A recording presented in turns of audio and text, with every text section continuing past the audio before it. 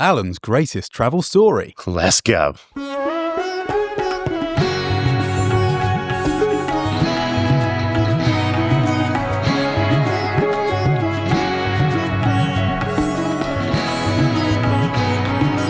Hello and welcome to this episode of Tripology, the only travel podcast in the world where the hosts are actually traveling full time. I'm Alun and I'm here with the ever averse Adam. We're still here, we're still in Manila, we're still together. And we're still telling our greatest travel stories. Last week we heard, a story about you coming face to face with an orangutan, a story about you nearly diving under the ocean, 17 meters, drinking seawater like some sort of merman. Merman.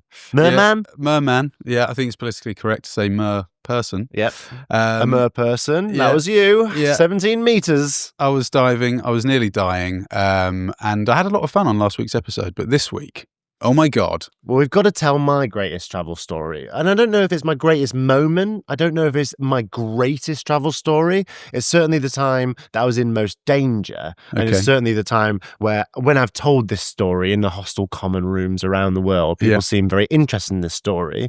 I've teased it numerous times. It's the story of me getting absolutely mugged to high heaven in Johannesburg.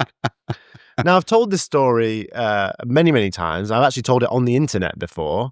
On various other podcasts. But this is going to be the most detail I've ever spoken about this story in. So that's nice, isn't it? Very nice. And it's not like you've been keeping this one in the locker per se. But I think if there ever was a moment to bring this out, it's right now. It's right now because last week we announced a brand new section of our website and what will be a brand new section of our show starting from next week. It's Tales of a Trip. If you go right now to tripologypodcast.com/Tales of a Trip, there's also a link in the description of this episode, wherever you're watching it or listening to it. You can go, you'll find a big red button where you can record 3 minutes of your greatest travel story. The ones we like, the ones we think are beautiful, the ones that are dangerous or romantic or memorable or just, the kind of story that you want to hear, the kind of story that gets people all gathering round in a hostel common room. Yeah. Those are the stories we want. We're going to play one every week on Tripology. We're going to talk about it. It's a brand new feature. Go and record yours right now. Yeah, I can't wait. I mean, the inspiring stories and the experiences that people share keep us going. And I've got no doubt that by broadcasting those and giving other people, fellow backpackers and peers, a chance to do that as well, it's an amazing way to build community, and we can't wait to hear all of them. I'm excited about it very, very much. Yeah, so go and do that. Tales of a Trip. We want to hear your stories. The story I'm about to tell, perhaps if I have been keeping it in my proverbial travel locker, the reason is because it paints travel in a very specific light, because it is the time where I've been in the most danger. It's a dangerous story. Yeah. It's a story in which I behave quite stupidly. And I always like to put my front foot forward when it comes to telling people you should go traveling. I like to tell the stories of me jumping into the Nile at sundown, looking after a baby monkey, all the things that I couldn't have done if I'd just chosen a life in the UK, but travel has awarded me the experience of. I love travel almost more than anyone else I've ever met. I want everyone to travel. I love it. I love it so much. This story is a story about the times where travel has been the most difficult. It's been the time where things have got really, really tough for me. Yeah, very few people that we meet, I suppose, prioritize travel in the same way. I think if you want to travel for 10 years or more and make sure that you keep on traveling, you have to make sacrifices, obviously, and it's very difficult, and you've obviously done that. I just wondered do you think it's necessary in order to appreciate or understand traveling the way that we're able to, or the way that many people listening to this will be able to? Do you think it's important to have lots of experiences, both positive and negative, right at opposite ends of the spectrum, to get that sort of overview of what backpacking for a long time is really like? I think life is holistic. It's this ball of things, isn't it? Life is this crazy things where if you were just on a level all the time, not experiencing the highs, not experiencing the lows, I don't think you could look back on that existence and be like, that was fulfilling in any way. Sure, So yeah. one of the reasons why travel is so great and I love it so much is because it evolves me as a person. And you cannot be evolved by positive experience. This event that happened to me shaped me in a fundamental way, not because of what happened to me during it, Yeah. but what was snowballed to happen in the weeks post this event. Yeah, So yeah. let me start from the top and give you some context. Okay. I'd been traveling around the continent of Africa for a whole year. Mm-hmm. And this story takes place on my very, very last day on the continent. Yeah. So, I mean, you've already said multiple times to me in private, but also you've said it on the podcast. I mean, Africa, if we're ever going to choose or sort of a hierarchy of continents in terms of what's easy to backpack and what isn't, Africa's about as hard as it gets, I would imagine, isn't it? Yeah, I've spent a year on every continent traveling now, apart from Antarctica. So I can't speak to Antarctica. But Africa is definitely the most challenging continent to travel. In terms of infrastructure? Yeah. In terms of everything, it's like, it's not the most fun place all the time in the way that South America is, or North America is, or Europe is, or Australia. These are places which are really dynamic and fun. You can find people and do things all the time. Africa was hard. I started in Israel and I traveled all overland. I had to take a flight from Ethiopia down to Kenya, so because I couldn't get a visa. But in general, I was just taking trains and buses overland all the way from Israel, all the way down through to South Africa. That took a long time. And I mean, I did some crazy, crazy, beautiful things in that time. I went on this safari, I obviously saw the pyramids of Giza up at the top, went inside the pyramids, like taught in a lot of orphanages, had amazing, amazing experiences. But I was traveling with a partner for a lot of it. If I wasn't, I would have been very, very alone indeed. Like, really? There was not hostels available. I was in guest houses. I was going on sometimes buses and trains up to 72 hours, 55 hours, long, long journeys. It was hard. Yeah, and I know that one of the things you like about backpacking is the culture and meeting other backpackers. Not many backpackers doing a similar thing. Certainly not in the towns and places that I was seeking out and working. I was trying at this point in my life to experience a whole new side of life and to see what, I have an English language degree. I was trying to teach, I was trying to ingratiate myself in communities and like learn about what it was to have community in that sense, see what a difference I could make. We've talked about volunteerism a lot in the podcast. There's episodes where I talk about my opinion on teaching in Africa and how that's evolved over time. Yeah. But it was an incredibly rewarding experience. I'm glad I was there. This was my last day in Africa, a continent that I'd had love affair with. I thought it was beautiful. I cared about very much. And I had a flight to New Zealand that evening. Yeah. What a time. Are you thinking at this point that you've managed to get through a year in Africa unscathed? Or, I don't know if you compartmentalize different experiences. I hope overall it was positive. Yeah.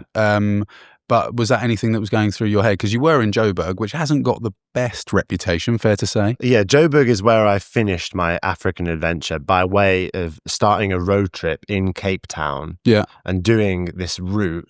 It's called the Garden Route. Nice. Where you drive all the way from Cape Town, finish in Johannesburg. I'd made two incredible friends, one of which is one of my best friends to this day. He's a friend of the show. We've talked about him lots of times, Wagner, the Brazilian. We were together. We had this amazing journey. And then Wagner and Ben, the other friend I was doing the road trip with, left. Okay. So I was on my own for the first time in a very, very long time. I'd been traveling with my partner. Yeah. And then I was traveling with them. It was a crazy, beautiful social experience. And then suddenly I found myself in Johannesburg, the most dangerous city in the world, many people would say. Yeah. And I was on my own with one final day in Africa. That's a funny headspace to be in. Yeah, sure. I mean, Joburg itself, if you're able to just describe it, because I've been to lots of places that people say are very dangerous. Maybe places like even Manila, where we're in now, we haven't felt in danger one bit. And we've been to some of the rough areas. Mexico City was somewhere I was told was incredibly dangerous. Okay, you've got to have your wits about you, but you'll probably be fine. Joburg, different story. Yeah, Joburg is renowned in the backpacking world because there's like a street with some hostels on some restaurants. And the hostel, I mean, I don't know how this has evolved now, but we're talking 2017. Okay. The hostel said to me, don't leave this street. Yeah. Like, stay in the hostel, go and get some food. Yeah. don't go out into Joburg. It's not safe for you. Sure, yeah. Which is advice that in ordinary circumstance I would have heeded. Yeah. Apart from the fact that I'd spent such a long time in the continent, I knew that I was about to start a whole new life in New Zealand, and I wanted one last sort of taste. And I've got through a year, Africa. See what you can throw at me. And I thought, I don't want to cower in this hostel for fear of the city around me. I Googled something which I was fond of then and still am fond of to this day, a free walking tour. Mm-hmm. My intention was I was going to leave the hostel. There's a reason it's fucking free. Yeah, go on. Yeah. I had a bag with me because it was my last day. Mm. I still don't fully understand what I was thinking, but I had a bag with me that had more things in than I ever would normally carry. Okay. In this bag had my passport, my glasses, my bank cards, my money, Pashanka, the original Pashanka, a robe. The OG Pashanks, wow. It was like a day pack, but it had a bunch of stuff in. I think because my intention was to leave my clothes at the hostel, go out with this day pack, go and do the walking tour, come back quickly, grab my clothes and go off to the airport. Obviously, I could have left my passport in my big bag, didn't do that. Yeah, what you've described is basically a one-stop shop for a thief.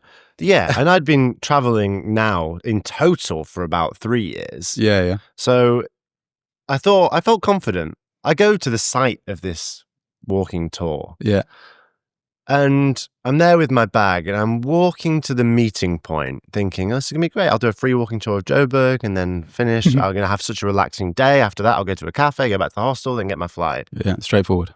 It's in this sort of busy area by a train station. Right. And I remember walking down the street one time and couldn't find, look out for the person with the orange umbrella. Couldn't find the person with the orange umbrella. Oh, that's an orangutan. Yeah, go on. Yeah, exactly. And so I sort of double back. Yeah. I'm like, where is the start of this walking tour? Oh dear. Now, something happens a lot when you're a Mzungu on the continent of Africa. Mzungu means someone with white skin. Okay. And you attract a lot of attention wherever you go. Less so in South Africa than the rest of the continent. I spent a lot of time in East Africa. There you're you're an object of people's attention because and oftentimes for me, the only white person that's ever visited that little place. Right, wow. And it's like a small town and they've just never seen a Mzungu before. Sure. So you're kind of used to attracting attention. I certainly was. Is that used as in a derogatory way? Is it kind of a racial slur, or is it just the word for someone with white skin? Yeah, no, it's actually it's a very common term. It's commonly used, and it's not particularly offensive in any way. Cool. It means someone with white skin. It sounds cool. It's not used in South Africa, that word. It's just used in the rest of the continent. Oh, right, gotcha. So I'm walking down the street, and I felt someone sort of put their hand on my shoulder. Okay. And my response wasn't one of anxiety, as in every number. I just kind of went, "Oh, no, no, thank you. Sorry, just carry on. I'm going to a tour." Carried on walking. Oh yeah, you thought it was maybe just someone trying to get your attention, sell something or whatever. Yeah, and then I carry on walking, and with urgency, the steps continue behind me, and then a more firm hand placed on my shoulder. Yeah, and it sort of turns me around. Right, and there's a guy there, and he has a bit of a stern look on his face. Sure, yeah. And I'm suddenly aware that my back is kind of against a fence. I was walking along the street and there's a fence at my back. Yeah. Oh. And this guy turns to me and looks me straight in the eye. And initially I'm like, "Oh, get off me, man, stop." Right. But then he looks at me like he ain't stopping. Oh, God. I'm against this wall and I see from across the road 5 other men charging out of a building towards me. Oh, they're clearly the same group. This guy's got his hand on my shoulder. Yeah. I'm against the wall. 5 guys running towards me. I feel completely trapped. My initial reaction is to try and shake him off, but I'm surrounded so quickly by 6 people. All of them, I notice, brandishing makeshift weapons. I see a machete. I see a knife. And worst of all, the thing that I still can viscerally see in my mind's eye to this day, one of them was holding a rusty screwdriver. Yeah. Sent chills down my spine. Let's go to a brief meditation break. Sometimes when traveling, accidents happen. Oh! oh, I've fallen off a helicopter and broken my nose. That's why it's always so important to have travel insurance. And for when you do need insurance, we recommend Safety Wing. There's a link in the description. Click it, support the podcast. Like an adrenal gland quick firing through the mind of a trapped tourist, allow your conscious mind to return to your brain as I'm pushed against a fence, surrounded by no less than 6 people. The guy that initially stopped me, 5 others, all brandishing weapons. I see that screwdriver. I think there is nothing I want less than that in my body. Did you already at this point, you knew the score? Like, you knew exactly what was going on. There's no way these guys were just chancers that were, testing you or whatever. Did you think in that moment, this is somewhere where the rules don't apply? Because that's what scares the shit out of me, is when you go to countries where maybe the value of life is slightly different. And it doesn't matter if you're a wealthy tourist or whatever. They simply don't care. It's difficult to know what my initial reaction was. My memory is that at first, my adrenal glands fired and I was like, what the hell? Get off me, get off me. And then you see the weaponry and suddenly you like shrink into yourself. You're like, oh my God. I remember putting my hands up and being like, there's no way out of this. Take everything. Oh, wow. Like, because there's nothing you can do. There's like no martial artist in the world that can take on 6 people with weapons. It's just impossible. And you didn't even think about I mean, I don't know what's going through your head. Obviously, you're probably shitting yourself, but there's no way of getting out of this through like conversation or whatever. You just knew. I think I maybe shouted, will anyone help me or something like that. Was it busy? Was it like exactly where you were? Were there lots of people walking around? I was on a pretty busy street. That's what's so fucking scary. Yeah. I was on a pretty busy street in broad daylight, but because the fence is against my back and there's so many of them, I'm like semicircled. Sure. So there's no way I can just like run like I did when I was mugged in Bangalore. Yeah. Did you feel like just before, in the moments before, I don't know if you can think back to this, did you feel like you were being looked at or watched or attracting attention in any way? No, but in hindsight now, I sort of do think the reason why it happened is because I doubled back. Right. I like went down that street. Maybe they noticed, what the hell? There's a Mzungu like walking down the street. Yeah. And then I came back and they were like prepared for me. Sure, yeah. Yeah, you don't miss an opportunity twice. Yeah, so... God. So they're surrounding me. The weapons are fucked. I mean, I don't know what I would... Yeah. I put my hands up. They pull the bag taut. I was having a little day pack. Yeah. And they cut the straps with the machete. Off your back? Yeah, off my back. Ooh. They grab it. Yeah. So that's the passport, the wallet, the bank cards, all my cash. My glasses are in there, like £300 worth of glasses, everything just taken off my back in a complete bag like that. Do you even care though? Like, is it the fear of having something done to you, physical harm, that would be so great, like a machete or a screwdriver or something like that? Are you thinking, oh my God, I've got so much in my bag, please don't take that? Or are you just thinking, do whatever I need to do to not get stabbed? I just didn't want that screwdriver anywhere near me, but I was like angry. I was like, how is this happening? How are you doing this? Is no one going to say anything? It's like, no one. There was a woman, I remember actually to my right, she was selling stuff. Like she was sat with a pot of something. And I was like, this is crazy. Will no one do anything? I mean, what's she supposed to do, right? Totally, obviously. Yeah. But it's just, I felt so blown away this was happening in the middle of the day. Yeah. They obviously took my phone from my pocket. They like went through my pockets. They just searched me and just took everything, right? Yeah, my God. And then they run towards the place they came out of. There's a building across the street and they all run. One of them, he like sets off running and then turns back, looks at me and cracks me in the face, punches me. He lands a punch flush, sort of on the cheekbone of my eye, going into my nose. Jesus Christ. And I remember like turning with it. Yeah. But knowing immediately that it didn't hurt me as much as I thought it was going to. Okay. Like he was wearing a ring and it cut my nose, so I was bleeding. Jesus Christ. But I remember like, that's so awful. Like seeing that it was about to happen and turning and then being like, oh, thank God I'm not knocked out. Like my first thought was like, I'm conscious, I'm okay. I'm okay. Yeah. And I like come back up and he's running off into the building and they're gone. Yeah. Wow. And so I sit then, I'm like, I've got nothing. I don't know how to get back to my hostel. Mhm. I don't know how to do anything, right? I've got no passport, no phone. And I'm just like taking a moment to realize what's just happened, because this all happens in a matter of 30 seconds, yeah? Are you thankful? You're just That I'm not hurt. Or are you just frustrated? I'm or so upset. very scared? I'm so frustrated. And then I start thinking about what's just happened, and I'm like, what happens now? Yeah. Like, I've not got a passport. I've got, oh my God, my flight to New Zealand. I was supposed to go to New Zealand to get a job, to start a new life, to like, my next year of my life was going to be me working in New Zealand. I can't do that anymore. I've not got a passport. Yeah. I can't, what do I do? And then I started thinking, I've not seen my family in 3 years. Yeah. And now I'm going to go to the embassy. I'm going to get an emergency flight back to the only place that you can without a passport, your home country, the UK. Yeah. I'm going to text my mom and say, I'm sorry, like, you have to pick me up from the airport. I've got no phone, no money, no passport. I've had to take an emergency flight. Like, It is a complete 180 swing, isn't it? From what you were thinking of doing is at the absolute bottom end. yeah. From what you thought you would get, where you should be super excited to start a new life in New Zealand, and then it's just because in isolation, being mugged like that is horrific. Yeah. It's horrendous. But for it to have had that impact as well on what you were about to do, especially so close. I was just in despair. Yeah. I remember I like sat and I was like, You didn't even leave the location. no. Yeah. That's just what worse they could do to me, really.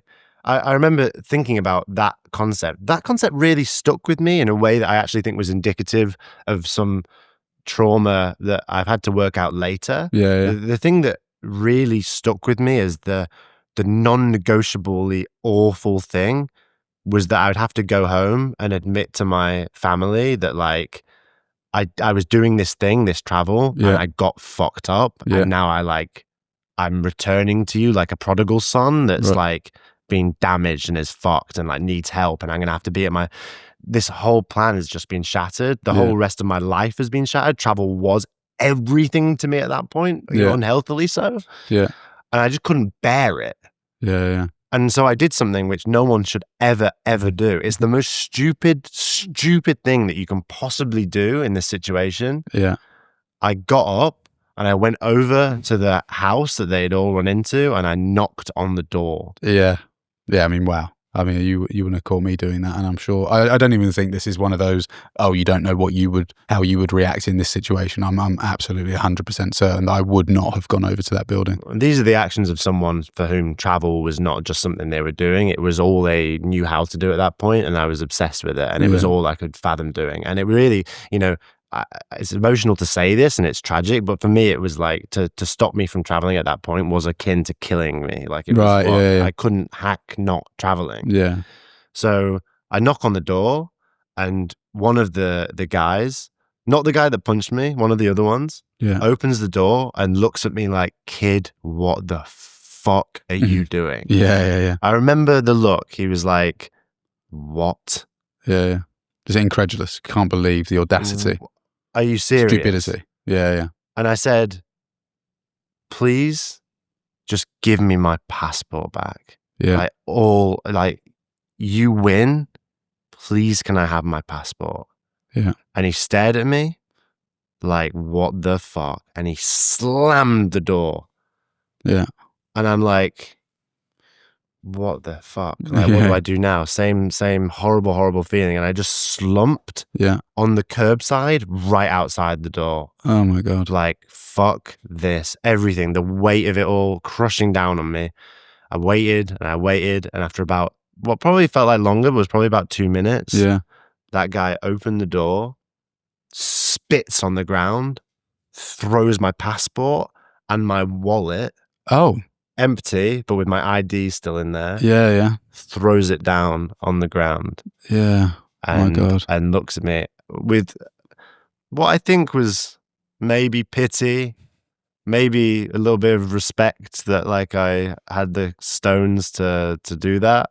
Yeah. I don't know. It was a look that I've never seen before or since. It was like a spectrum of human emotion that I've never quite fully understood, the way he looked at me when he did that spit and threw those objects down to me. Yeah. Either this guy's stupid or he's desperate. And then he slammed the door again. Yeah. And that was it. I stuffed the passport so deep down my underpants. Yeah. I remember like so worried I was going to get mugged again. I know that would have been, So I likely actually. I take the passport and I shoved it like right down my pants, and I just bolt off in the other direction. Yeah, shit. I mean, it's extraordinary. Absolutely extraordinary. Yeah, it was crazy.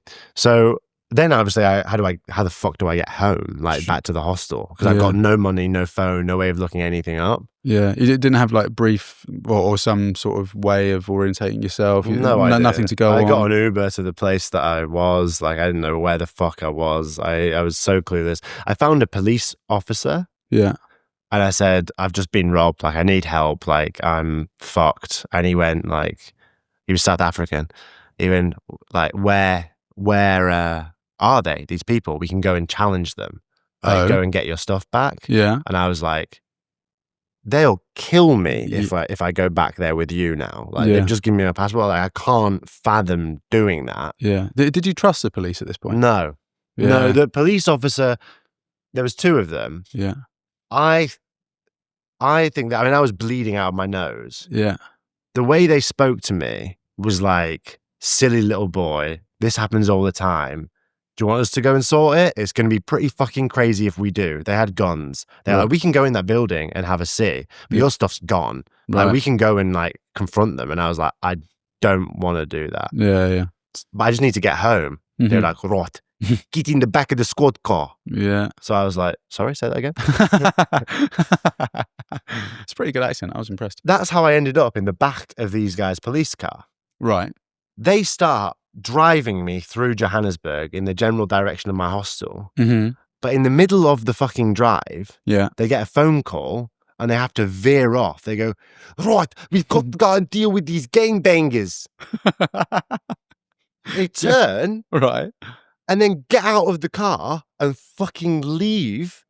I'm in the back seat of a Johannesburg police squad car and they're going off dealing with some gangbangers, and I'm just there on the back seat like, oh my fucking God, what the hell? Yeah, talk about a sitting duck. Fucking hell. Yeah. I don't know. In my mind's eye, I can hear those like gunshots going off. Yeah.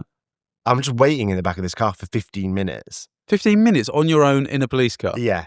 I like slide back, I lie down on the seat, like with my head down, like, holy fucking shit, what the hell? Yeah. Like, how have I just gone from being mugged to now being in the back of a cop car dealing with gangbangers? A gangbanger, can you explain to me what that is? It's just a Johannesburg gangster. Oh, okay, right. Nothing kinky. Yeah. It's not illegal to be a gangbanger. It's not illegal well, it is illegal to gangbang, but not for the reasons you might think. That's just what an awful position to be in. So I would say maybe even a downgrade, being lit up like a Christmas tree saying, come and rob me. I'm in a police car. There's no one here. Because, even the car could have got jacked, couldn't it? Or something, at the least. It was mental. They got back in after 15 minutes. They were like, "Roy, you see how much we have to deal with in this city? You have held..." They were annoyed at me for like keeping them from their job. They were like, "Roy, we'll take you to your fucking hostel." They started driving. They got another call. Oh, they got a call saying you've got to go and deal with some more gangbangers. Yeah. The guy in the passenger seat turned to me and went, "Get out the fucking car. You're taking too long. We can't take you to the hostel. Get out the fucking car." Wow. They kick me out of the police car in the middle of fucking nowhere. Oh my God. Yeah. I've heard the story in little bits. I didn't realise that this had happened either. Give me a fucking break. Totally, so yeah. I'm walking around with my passport between my arse cheeks in my underpants, just desperate to I find a hotel. Yeah. I go in and I say hey guys, I'm so fucked. Can someone just help me for free? Because I have no money, no phone, no anything. Can someone drive me to my hotel? Even the police won't help me. Even the police won't help me because they've got to deal with the gangbangers. Yeah. Wow. So eventually one of the concierges from the hotel drove me to the hostel. Right. We get there and he's like, pay me. Oh, brilliant. I'm like, no. No. I got so angry. Oh, really? Because I was so done at this point. I said, what did you just fucking say? I said to you that I've been mugged and need this right over. Can someone just fucking help me in this fucking city? Can someone give me a break? Yeah. And I think he was so he's got this kid bleeding with a passport down his pants, shouting at him in this car. He was just like, okay, get out. Yeah. Just get out, just go. Oh, man. So, there's more to the story in the sense that then, like, I had to go to the police station to try and get insurance. Insurance eventually didn't pay out because it turns out I wasn't using Safety Wing, where you can buy insurance, after when you're traveling. I've got insurance when I wasn't in my home country. It invalidated it. That's why you should always use Safety Wing or similar. Link in the description. Oh my goodness. So eventually I got on my flight and got to New Zealand. But my God, what a horrible, horrible, brutal experience that all was. Yeah, it's absolutely shocking. I remember you saying actually that when you spoke to the police, they said that they very rarely, if ever, see something like this happen, a mugging of a tourist, and the person isn't at least stabbed. He said, it's Zimbabwean gangs. What did that to you? Yeah. He was Australian, the police.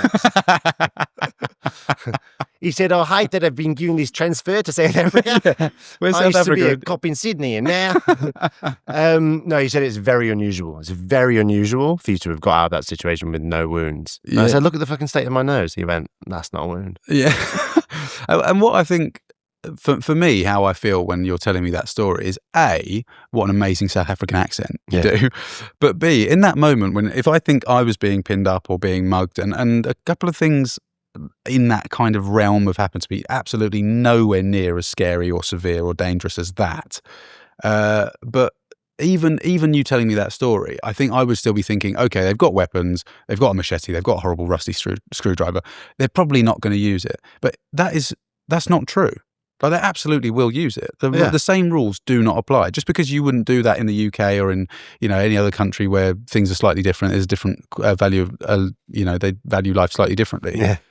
Them stabbing you is the same as them going to the shop. Same number of consequences, yeah. I'll say this, South Africa, one of my favourite countries in the world. I actually had an amazing time there. Yeah. This was just my last day. Without that last day, one of my favourite countries ever. Right. But I'll say this against it. Back then, don't know if it's changed now. Yeah. The consequences for them not stabbing me were the same as the consequences for them stabbing me. Yeah. And in both scenarios, that was zero. Yeah, nothing happens. They just had my shit. Yeah. So it was crazy. There's some more stuff to that story that maybe I'll tell in the Patreon section. We got patreon.com/Tripology Podcast. This is the last week where you can sign up to our Patreon and get a coupon code for the original artwork t-shirt that is exclusive for just our Patreon audience. So it's a good time to sign up. We also have an exclusive Discord. You get episodes 24 hours early in the $2 tier. There's amazing stuff over there. You should definitely sign up. Next week is going to be a very, very special week for Tripology. We're going to launch a whole new format. It's going to be bigger, better. We're striving to be the #1 travel podcast in the world by the end of the year. So tell your friends, hey, next week, let's all gather together. Let's listen to Tripology Podcast. It's going to be the start of a new era. Thank you. Thank you for being one of the OGs, one of the people listening right now before we start this incredible, incredible journey. That was my greatest travel story. I would love to hear yours. Tripologypodcast.com/tales of a trip. Record your best travel story. We'll play them going on from next week. Yeah, thanks ever so much for your support. It's amazing. We can't wait. It's a really exciting time for us both. Exciting time for the show. Exciting time for the listeners. Sign up to Patreon. Get one of these t-shirts. I usually wear it every week. If you've not seen it before, have a little look at the video. I can't wait to hear what else is going on in the Patreon section, mate. It's gripping stuff. Stay tuned and we'll see you on the next one. Well, we'll see you there. Bye. Bye.